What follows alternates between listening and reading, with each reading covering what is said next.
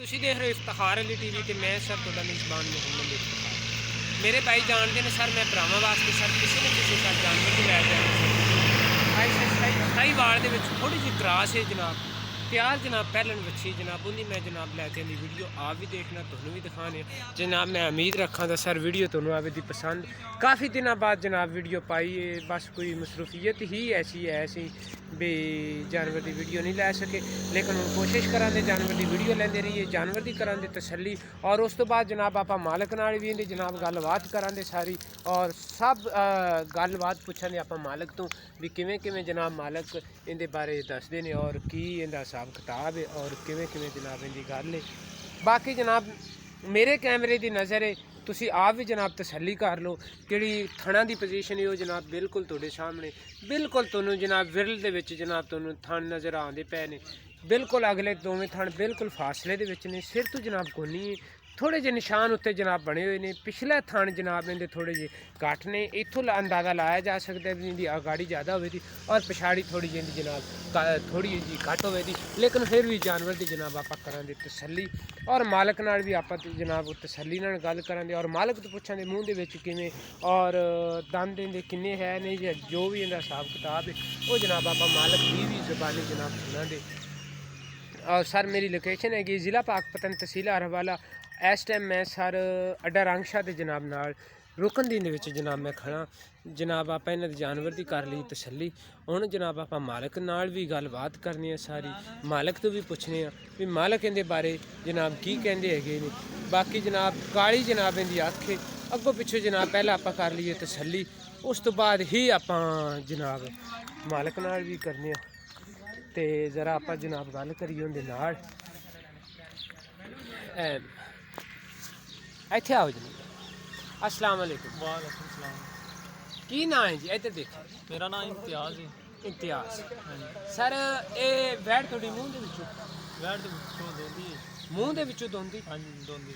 हुण ये सूण दे विच किन्ने क दिन लै ये अल्लाह जानदा भावें किन्ने दिन मर्जी लै 10 लै जाए 15 दिन लै जाए जनाब। उन्हों का कहने का मकसद है भी ये हुण अल्लाह के काम ने है तैयार ही 5 दिन लै जाए या 10 दिन लै जाए, लेकिन वो जो हिसाब किताब है वो जनाब उन्होंने तुहाडे अगे, लेकिन ये भी अंदाज़ा ही कर सकने भी ये किन्ने क दिन लवे दी ते ये दुध का की हिसाब किताब रवे दा, किन्ना क दुध करे ये जी ओदी किस्मत है जेड़ा लै जावे। अच्छा ये लिजावन वाले दी किस्मत। हाँ जी।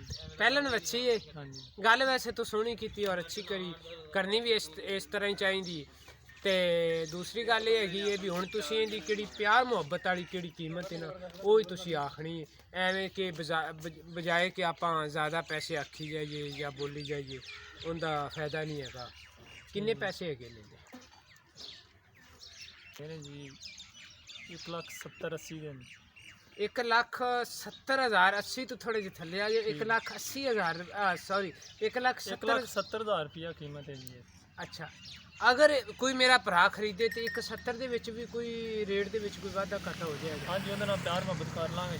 अच्छा, मजीद 1,70,000 रुपया रेट करते पे ने, लेकिन उनके विच भी ये आंदे ने भी असी ना केड़ा वो रेट है ना 1,70,000 रुपया, उनके विच भी जनाब ये अपने नाल जनाब ये प्यार मुहब्बत करन दे। ते तुसी आपदा नंबर भी बोलो। 0347 37 55 999 499। सर इन्हों का नंबर है 0347 37 55 499। ये सर गांव का किहड़ा मालक है सर ये जनाब उनका नंबर है। असल जो मालक आप है नहीं सी, उनका भतीजा है, तो बहरहाल ये भी आप उनके तो भी गल डिटेल नाल पुछी। ये नंबर उनका मालक का खुद आपदा है जनाब। तो आप जनाब जानवर की एक बार तसल्ली कर लीए और सारी जनाब अगों पिछों कर लीए।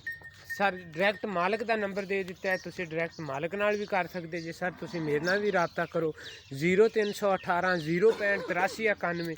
इस नंबर पर जनाब मेरे व्हाट्सएप भी चलती और मेरे ईमो भी चलती। सर मैं उम्मीद रखा भी मेरी ये वीडियो सर तुहानूं पसंद आवेगी। अगर तुहानूं पसंद आवे तुसीं सर इनू लाइक भी करना, शेयर भी करना और इफ्तिखार अली टीवी नूं सर तुसीं सबसक्राइब भी करना।